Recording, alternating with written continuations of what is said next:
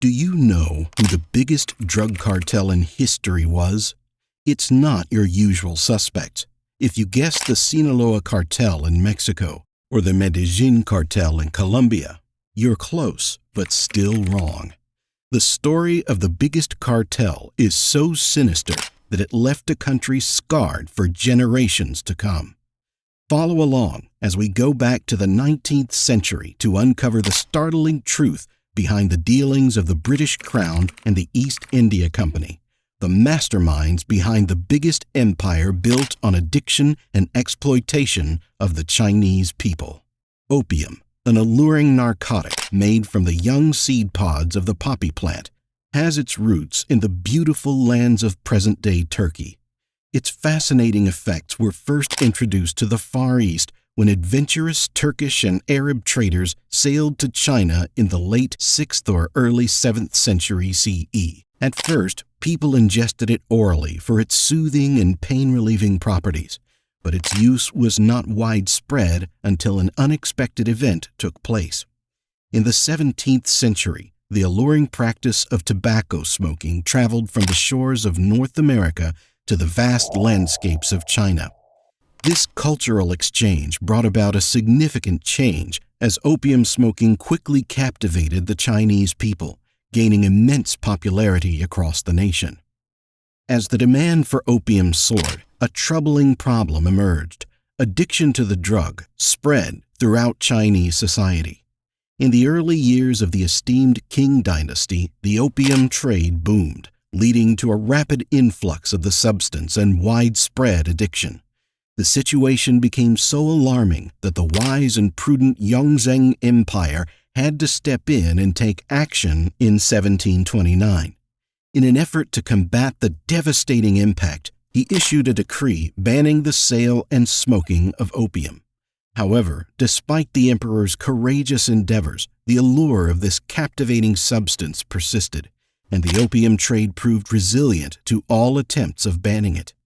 Undeterred, the determined Jet-Sing Emperor assumed leadership in 1796 and implemented an even more sweeping measure, the prohibition of opium importation and cultivation.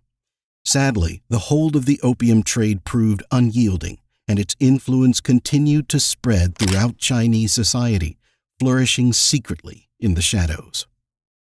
In the early 18th century, the Portuguese found a very profitable business opportunity by importing opium from India and selling it in China. This clever trade venture became an extraordinary and unprecedented chance, marking a significant chapter in their commercial history. In 1773, the British learned about this opportunity and quickly joined in, becoming the main suppliers to China. To maintain control over the opium supply, the East India Company, backed by the most powerful country in the world, took exclusive charge of opium cultivation in China. This smart move allowed them to shape the market according to their interests. Other Western countries, like the United States, also got involved in dealing with Indian and Turkish opium.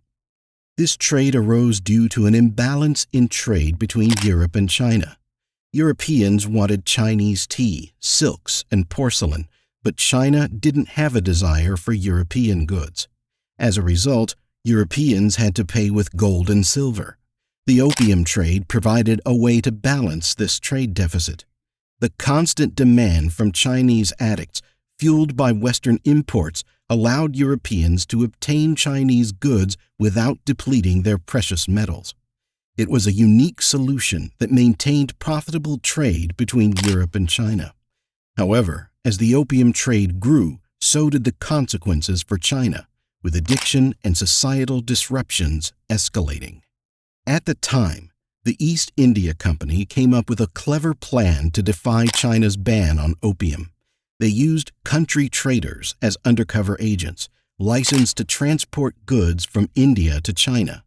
These traders slyly sold opium to daring smugglers along the Chinese coast.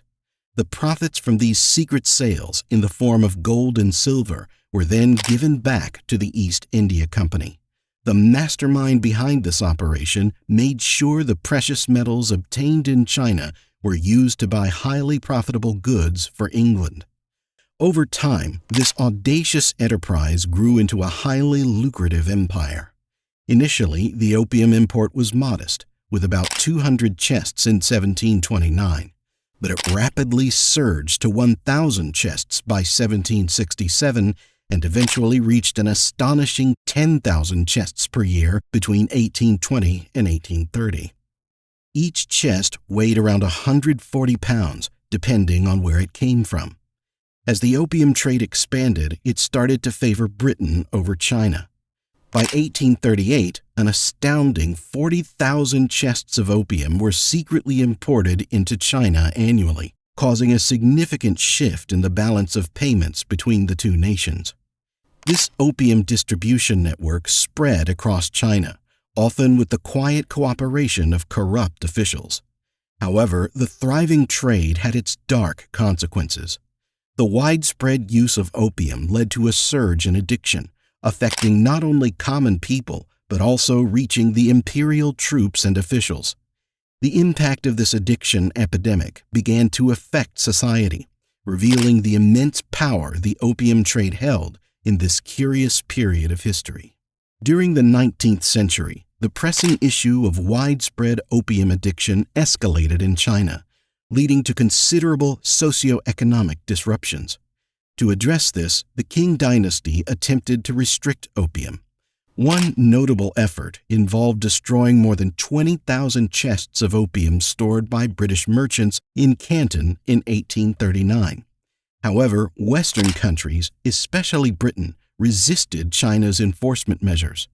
This resistance eventually led to two armed conflicts known as the Opium Wars, both of which China unfortunately lost. These wars had serious consequences and contributed to the decline of the Qing dynasty, eventually leading to its overthrow and the establishment of Republican China in the early 20th century. The First Opium War occurred between Britain and China from 1839 to 1842. While it didn't legalize the opium trade, it succeeded in stopping Chinese efforts to halt it. Moreover, Britain gained expanded trading privileges and established 5 treaty ports where foreigners could live and work outside Chinese legal control, enabling unrestricted trade. Additionally, China was required to pay a significant indemnity to Britain and give up Hong Kong Island to the British. The Second Opium War took place between a British-French alliance and China from 1856 to 1860. This war forced China to legalize the opium trade, though they did impose a small import tax on it. As part of the concessions made to the British, China also ceded the southern portion of the Kowloon Peninsula, near Hong Kong. By the end of the Second Opium War, opium imports into China had risen dramatically to 50,000 to 60,000 chests per year, and this trend continued to increase over the following 3 decades. In the early 20th century, opium played a crucial role in trade between the West and China. However, its importance declined by 1906, leading the Qing government to take measures for control. In 1907, the 10 Years Agreement was established. China committed to ending native opium cultivation and consumption, while India agreed to gradually stop opium exports within 10 years. This marked a turning point, significantly reducing the opium trade by 1917. Nevertheless, China faced ongoing challenges as opium smoking and addiction persisted under the Republican government, even amidst disruptions caused by World War II. It was not until 1949, with the rise of the Chinese Communists, that decisive action against opium smoking was taken. With unwavering determination, they successfully eradicated opium use, achieving a historic milestone, the end of the harmful opium trade and addiction. Would you like to see more exposés on historical secrets? Then stay tuned to this channel.